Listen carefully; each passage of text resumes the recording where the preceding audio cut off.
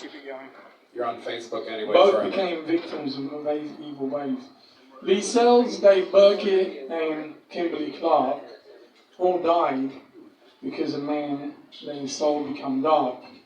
Kimberly Clark, very soon to be wed, became one of the 168 dead.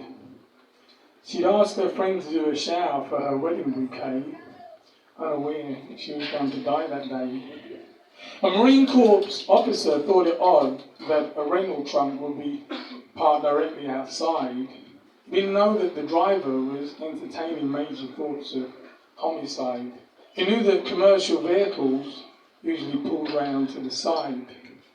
In front of the truck, he parked his black Ford Ranger, not realizing that by doing this, he was putting himself in very grave danger.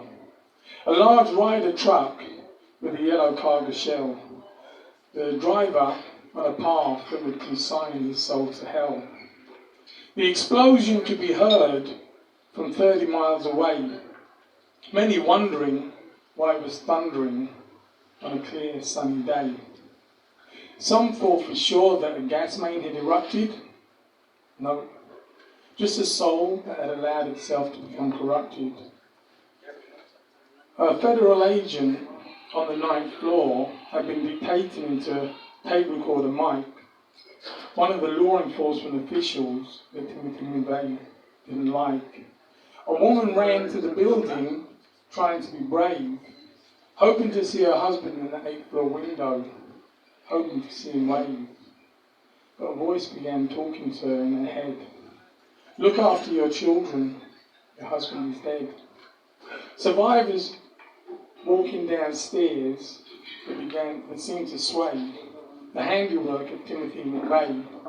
A nurse tagging dead bodies of babies covered in white sheets, the dead and the dying on the city streets.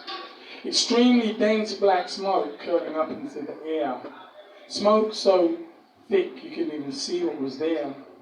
A man rolling around on the ground in the fetal position, a police sergeant looking at him, trying to make a decision. Finding a mother buried under rubble, he tried to help her to keep it cool. What did you eat for breakfast? Where do your children go to school? Bricks and large concrete blocks pinned her below. He was ordered to leave, but she begged him not to go. Please don't leave! Don't leave me here. For the possibility of the building crashing was a very real fear. So he left.